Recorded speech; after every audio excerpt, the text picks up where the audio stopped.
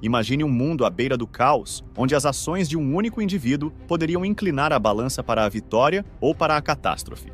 Bem-vindo à história de Douglas MacArthur.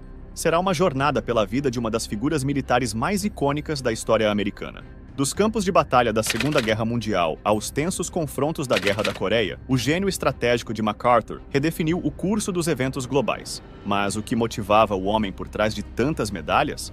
Hoje, em Histórias UOL, mergulharemos profundamente na complexa psique de Douglas MacArthur, descobrindo as decisões que o tornaram uma lenda e as controvérsias que o tornaram um paradoxo. Exploraremos não apenas as batalhas e a glória, mas as verdadeiras histórias humanas de liderança, resiliência e ambição. Como sua visão afetou aqueles ao seu redor?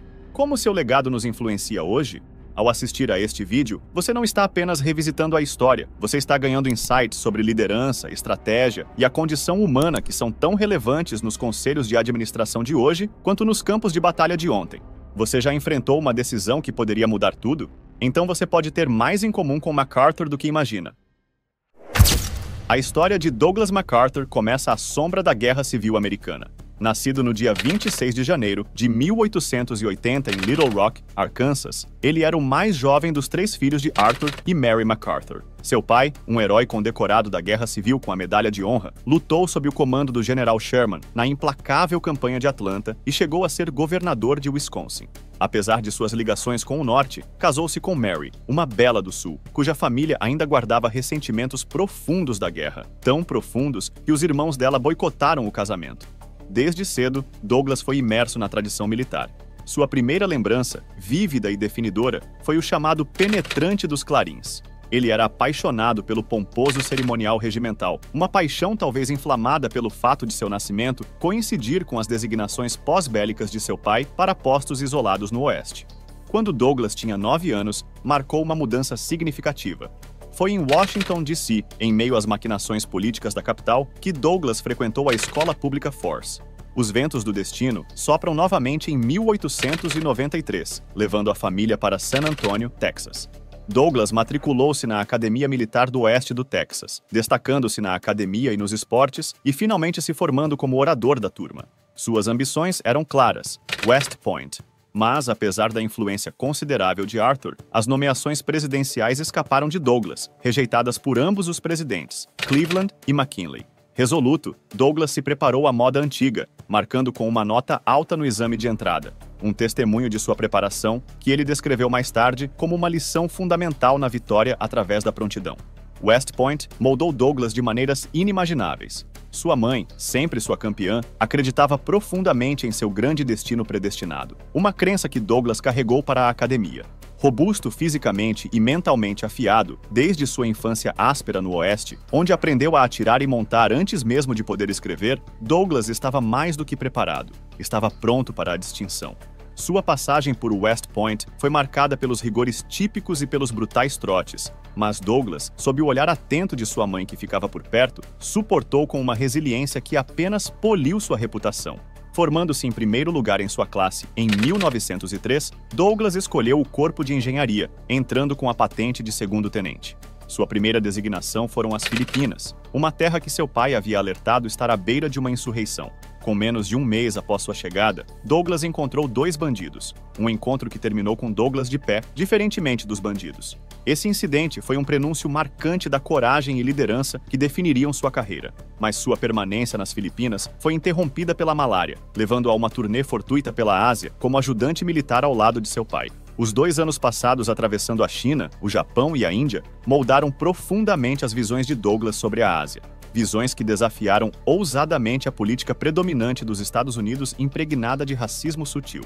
Ele via os povos da Ásia como iguais aos americanos, uma postura que mais tarde definiu suas prioridades estratégicas, enfatizando a importância do Extremo Oriente sobre a Europa. Ao retornar aos Estados Unidos, Douglas subiu nas fileiras do Corpo de Engenharia, construindo sua experiência e reputação.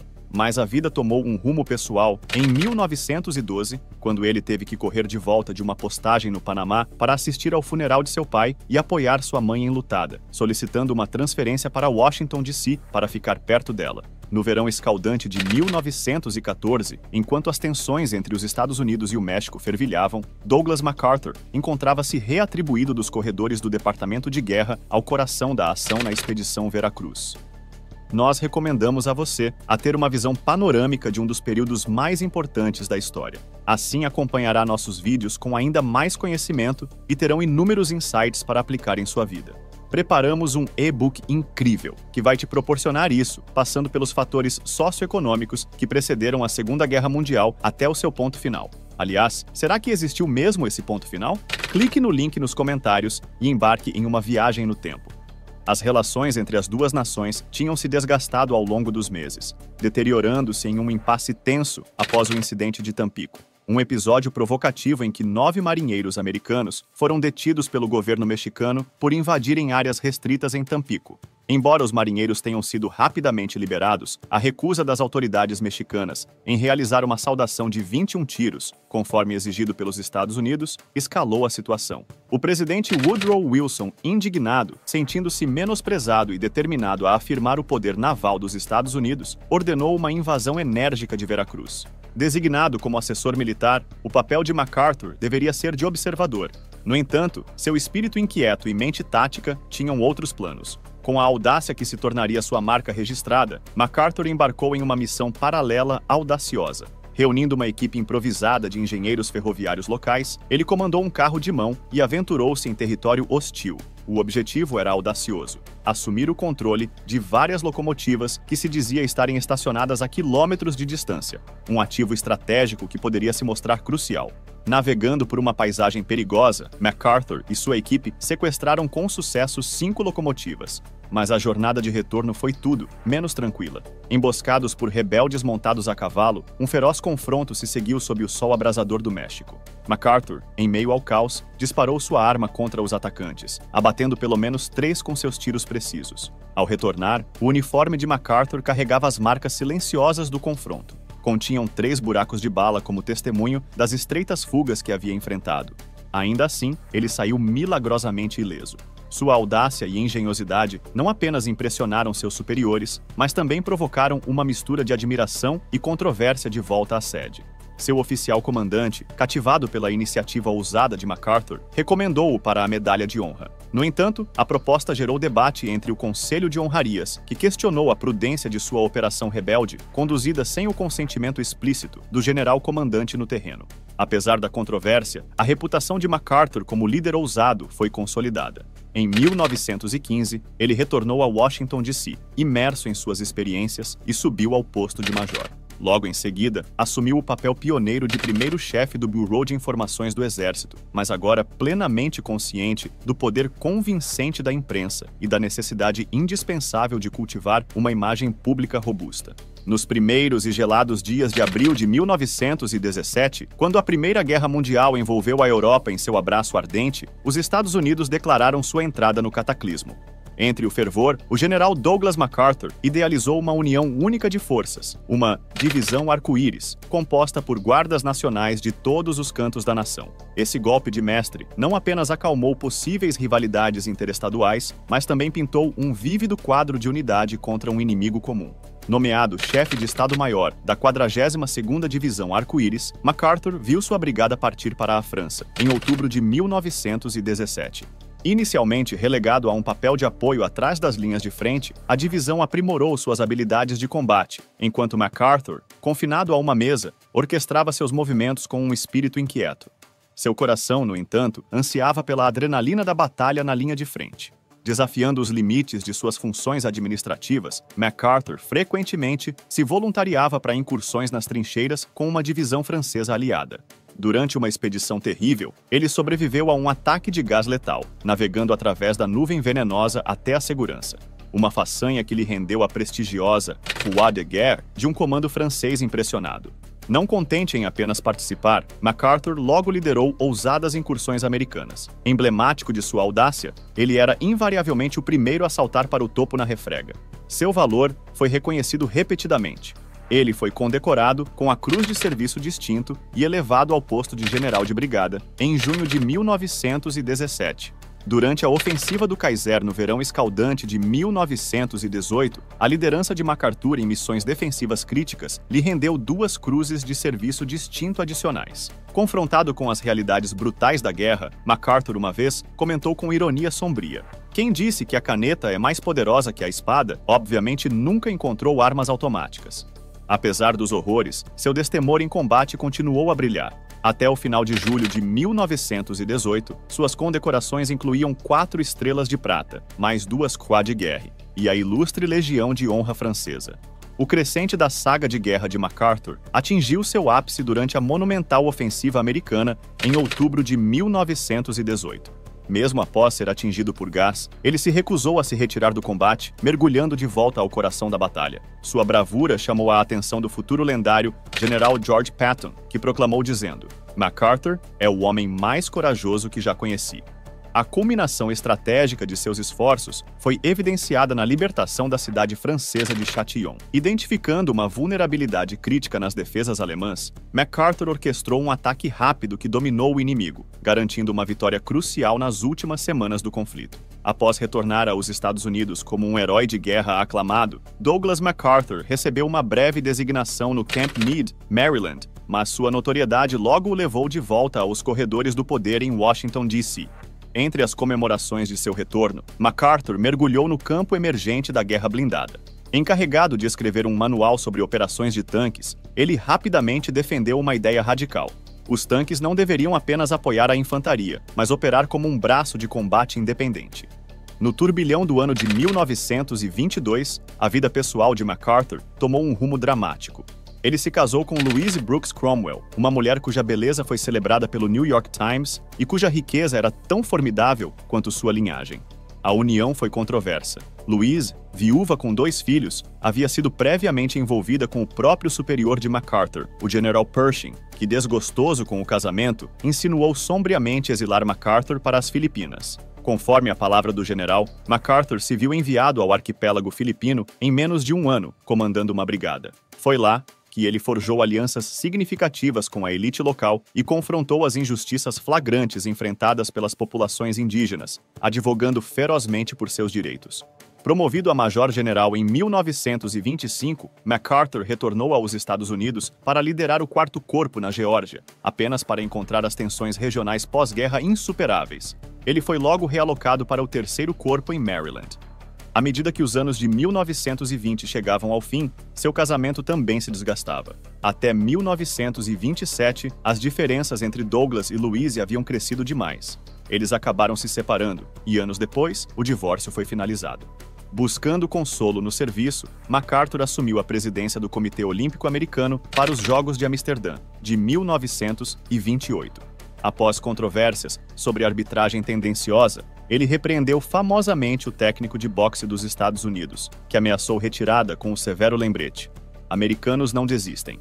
Cumprindo seu dever olímpico, a carreira de MacArthur logo foi chamada de volta às Filipinas. Em 1930, ele ascendeu ao cargo de chefe do Estado-Maior do Exército dos Estados Unidos, numa idade mais jovem do que qualquer um antes dele.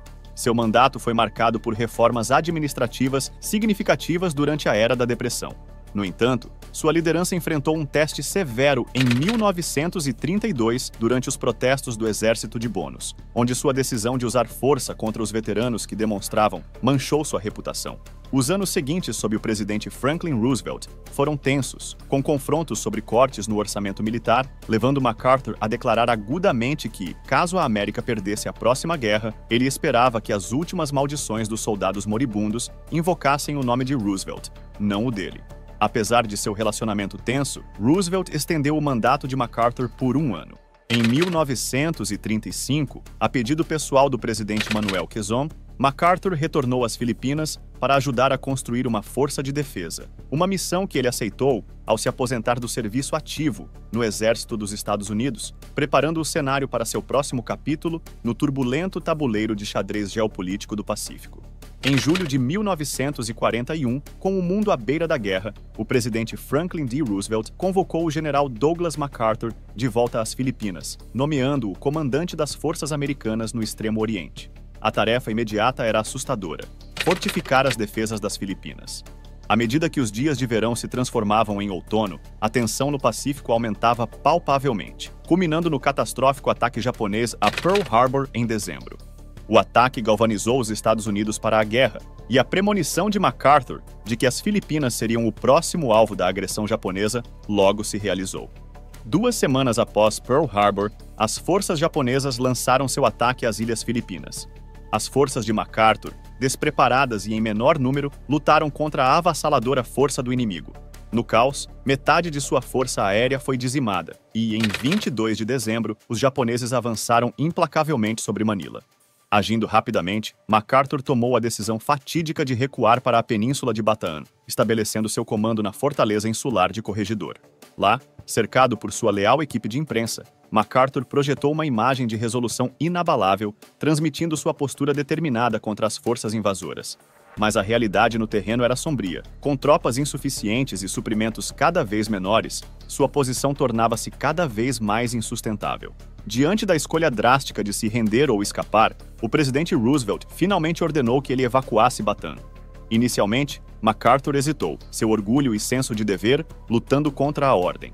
Foi apenas quando Roosevelt prometeu a ele um teatro de operações no Pacífico que ele concordou em partir, fazendo uma fuga dramática por mar sob a cobertura da escuridão. Enquanto MacArthur fugia, suas tropas permaneceram, condenadas a serem dominadas pelos japoneses, em abril de 1942, seus destinos selados pela angustiante Marcha da Morte de Bataan.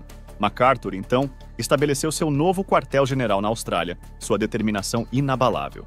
De sua base distante, ele emitiu seu agora lendário juramento ao povo das Filipinas: "Eu voltarei".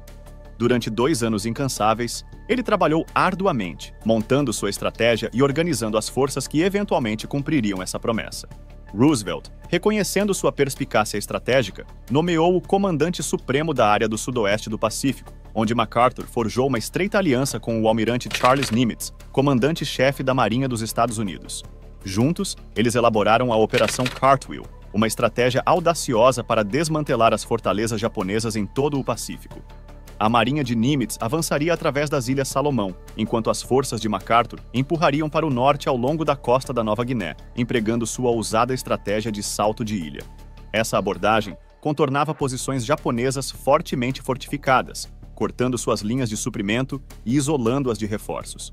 A destreza de MacArthur nesta campanha, juntamente com seu crescente status de herói nacional, elevou o moral americano e atraiu aclamação generalizada. No final de 1944, MacArthur estava pronto para cumprir sua promessa, preparado para lançar uma invasão das Filipinas. Apesar da resistência inicial de Nimitz e do presidente Roosevelt, a defesa implacável de MacArthur, apoiada por sua formidável máquina de propaganda, convenceu os tomadores de decisão. No dia 19 de outubro de 1944, ele desembarcou no Golfo de Leyte, marcando o início da campanha para libertar as Filipinas. Nos meses seguintes, suas forças lutaram ferozmente, avançando lentamente pelo terreno acidentado do arquipélago. Finalmente, em março de 1945, após uma marcha exaustiva através da planície central, as tropas de MacArthur capturaram Manila, garantindo a vitória no coração das Filipinas. A longa e árdua jornada havia chegado ao fim, e a promessa de MacArthur de retornar foi excepcionalmente cumprida. A libertação de Manila simbolizou não apenas o fim da ocupação japonesa, mas a resolução firme e o espírito inquebrável de um povo e de um líder que ousaram desafiar as probabilidades. No dia 2 de setembro de 1945, em meio à solenidade do USS Missouri, ancorado na Baía de Tóquio, o general Douglas MacArthur presidiu a rendição japonesa, um momento que marcou não apenas o fim da Segunda Guerra Mundial, mas o início de uma tarefa monumental para ele: supervisionar a ocupação aliada do Japão. Encarregado de remodelar uma nação devastada, as diretrizes de MacArthur eram claras: reconstruir a economia japonesa e desmantelar seu aparato militar. O Japão pós-guerra se desenvolveu sob suas políticas rígidas, porém reformistas, testemunhando mudanças significativas desde a reestruturação econômica até reformas democráticas. No entanto, os ventos do conflito logo varreram a Península Coreana, e em 1950, MacArthur se viu comandando as forças das Nações Unidas em outro conflito extenuante, a Guerra da Coreia. Sua gestão durante a Guerra da Coreia foi marcada por brilhos ofuscados por controvérsias. Surgiram tensões entre MacArthur e o presidente Harry Truman sobre o manejo das forças chinesas. MacArthur, sempre o soldado, defendia uma ação militar agressiva, acreditando que ataques audaciosos, inclusive contra alvos dentro da China, dariam um golpe decisivo. Truman, no entanto, buscava conter o conflito, temendo a escalada para uma guerra mais ampla com a China e talvez com a União Soviética. A ruptura se ampliou irremediavelmente quando MacArthur, desconsiderando a cautela diplomática, enviou uma carta a um senador republicano defendendo uma invasão militar total da China. O conteúdo dessa carta, uma vez divulgado e lido em voz alta no Congresso, deu a Truman a munição necessária para agir decisivamente contra um general que parecia cada vez mais fora de sintonia com os objetivos da administração. A demissão de seu comando não veio através de uma notificação formal, mas por meio de um veículo impessoal, uma transmissão de rádio. Essa demissão nada cerimonial de um titã militar chocou a nação. MacArthur, reverenciado como herói por muitos, viu sua saída abrupta ser recebida com clamor público e pedidos de impeachment de Truman, destacando a profunda divisão entre a veneração militar e a supervisão civil do exército. O presidente Truman, conhecido por sua retórica direta e muitas vezes afiada, abordou a demissão com franqueza característica. "Eu o demiti porque ele não respeitava a autoridade do presidente." Essa é a resposta para isso. "Eu não o demiti porque ele era um idiota, embora fosse, mas isso não é contra a lei para generais. Se fosse, metade a 3/4 deles estariam na cadeia." Essa declaração sincera não apenas destacou a gravidade de sua discórdia, mas também sublinhou as tensões inerentes às relações civis-militares americanas, capturando um momento crucial na história dos Estados Unidos, onde os limites da obediência militar e da supervisão política foram claramente delineados. A dramática demissão do general Douglas MacArthur pelo presidente Harry Truman em 1951 não fez nada para manchar seu legado. De fato, elevou seu status aos olhos de muitos americanos. Ao retornar aos Estados Unidos, a cidade de Nova York o saudou com a maior parada de fita adesiva que já havia realizado, um espetáculo de admiração varrendo as ruas, celebrando o retorno de um titã militar. O sentimento nacional foi ainda mais encapsulado quando o Congresso o convidou para fazer um discurso de despedida.